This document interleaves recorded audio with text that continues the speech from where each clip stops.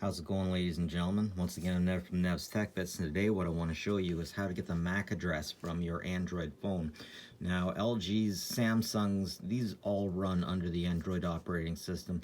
They all operate a little bit differently, but ultimately what you need to do is you need to go to Settings. And then, in this situation, you need to go over to General. And then come on down to About Phone.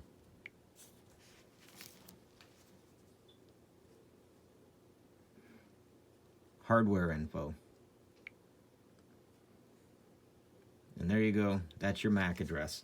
Now you might need your MAC address to give it to your system administrator so that he can get you onto a certain kind of Wi-Fi, or you might need it for any technical reasons. But that is how you find your MAC address. Like and subscribe if I helped you out with this, ladies and gentlemen. Always appreciated. As always, take care of each other.